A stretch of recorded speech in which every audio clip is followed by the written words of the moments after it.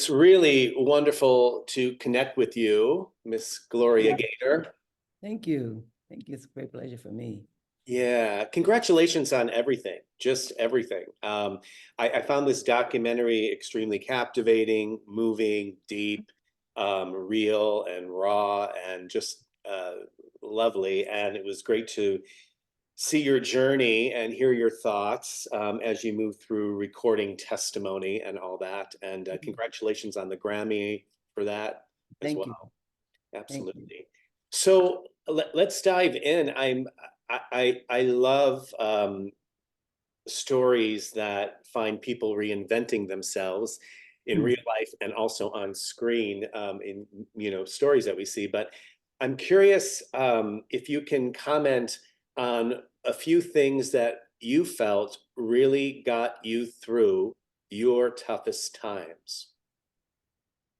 I think the things that got me through my toughest times, number one was my faith and the support of my Christian family, the support of my friends, certainly the support of my manager, Stephanie Gold slash sister from another mister, and and remembering the things that I was taught by my mother, a lot of things that she taught me, helped me through what I've had to go through. I love that. Can you take us back to those days in which the documentary really shows so very vividly and candidly? Um, I Will Survive was going to be on the B side of things of that of a particular record. Um, when you found out that it was going to be on the B side, was that a shock to you? And what can you just tell us how you went about moving forward with that?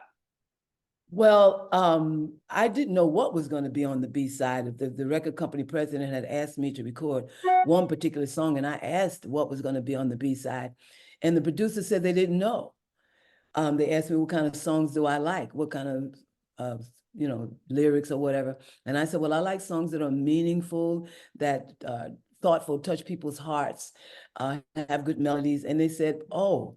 Well, we think you're the one we've been waiting for to record this song we wrote 2 years prior. When they wrote down the words for me, because they didn't have a recording of it, when they wrote down the words for me, I was like, what are you, nuts? You're going to put this on the B side? I'm thinking, I'm relating to these lyrics. I'm relating to them the fact that I'm standing here in a back brace and hoping that I'll survive this surgery. I'm relating to it also the fact that my mother just passed away a few years prior, and something I never thought I'd survive. So people are going to be relating everything that they're going through, anything that they're going through that they feel is insurmountable, and yet hope they will survive. So this song is too important to be on the B side. They said, well, I said, okay, you know what? If it's left to me, it won't stay on the B side. So we took it to Studio 54. And when it was played, we had them play it there. And when the audience immediately responded to it, I thought, this jaded audience responds to something this quickly, this is a hit. And I gave him the 25 disc box of recordings that they had given me, and told him to give them to his DJs around New York, and he did that. And they played it. People responded, began to request it, calling radio stations and record stations, record label for it. They were forced to flip it. I love that. History.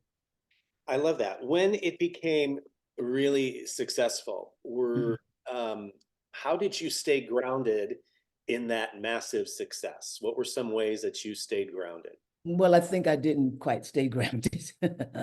I think that well, I mean, I was grounded within myself, but I was very, very insecure. And I had a manager who wanted to go in a different direction that I wanted to go in, who wanted to do things that I wasn't really interested in doing, but I was too insecure and too weak to just to do what I wanted to do. So I followed him. And I allowed him to take me in a direction that I really didn't want to go, and then got stopped one night because of my faith and because of God's faithfulness. He stopped me dead in my tracks, caused me to turn around and go in a completely different direction. Of course, when he did that, he gave me the strength to do that. And so then life completely changed for me. Yeah, it's like a big pivot, major, Oh, absolutely. right? A major pivot. Um, were there any other singers or stars of that time when you were rising that you Mhm. found great advice from, or that may have been mentors or guided you?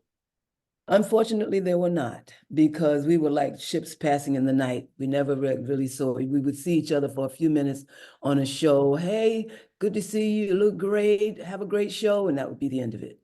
We never really got to. I tried to form a relationship with Vicky Sue Robinson. I formed a bit of a relationship with Vicky Sue Robinson. We spoke to each other on the phone relatively often.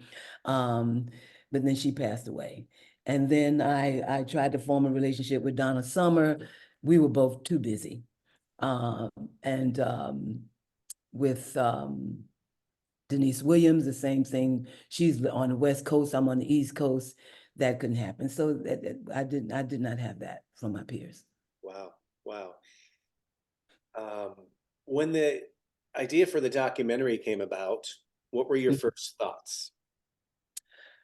My first thoughts were, what are we going to reveal? And how much do I want to reveal? And then I came to, well, if you're not going to reveal anything substantial, you might as well not do it. It's going to be a waste of time. So was there a hesitation to reveal I mean, because you're really revealing a lot here. Yeah, yeah. There was a hesitation in the beginning because, you see people on social media just really hanging all the dirty laundry out, and for what purpose? So I thought that if I'm going to reveal things that are personal to me, then it's got to be for a purpose, and it's got to do some good for others. Otherwise, it's purposeless. Right, right. Um, can you talk a little bit about testimony, um, Mhm. and why that was truly important for you Mhm. to follow through with, which the documentary really reveals so beautifully? Mhm. Well, it was important to me because I'm the kind of person that if I go to a great restaurant and they serve a great meal, I got to share it. I'm gonna take a doggy bag and I got to share it with somebody that's home, or I got to tell them to go to that place. I have to share things that I feel have been good for me, to me. And so I needed to share my faith with whomever would listen. And what better way than to show them how my faith has served me? That's strong. That's beautiful. I often say that if you have a garden and you want people to be interested in your garden, they don't want to see your seeds. They want to see your flowers. They want to see the result of the seeds. So if I wasn't going to show them the seeds and the flowers, then what was the purpose of doing the documentary? Right, right. It's beautiful. I'm curious what films or documentaries have inspired you or have inspired you even recently. Hmm. That have inspired me.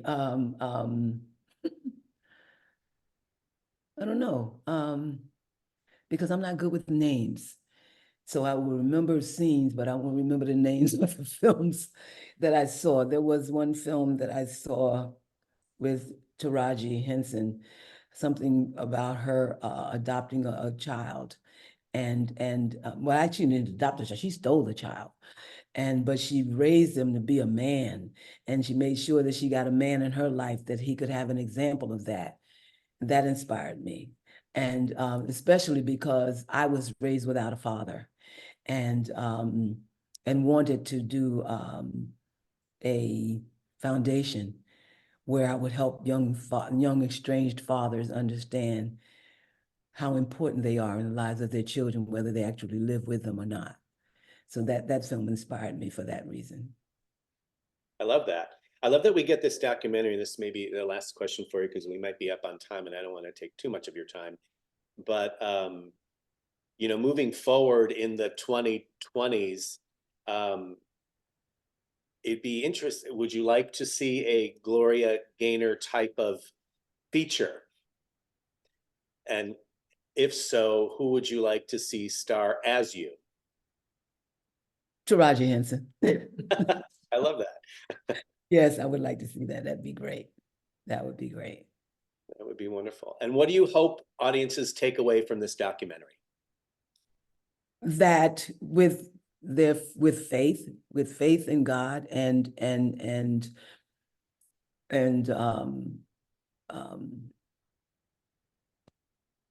determination, you can survive anything and you can do anything you want. And one thing that I hope they take away, and I don't even remember whether or not I said it in the film, but I hope they get that no one, well, they'll get it from this interview if they don't get it from anything else. No one can stop you from getting what God has for you except you. I like that. It's powerful. Very powerful. Thank you so much for your time, your grace, and just all that you give. And I really appreciate it. Thank you so much. My pleasure. God bless.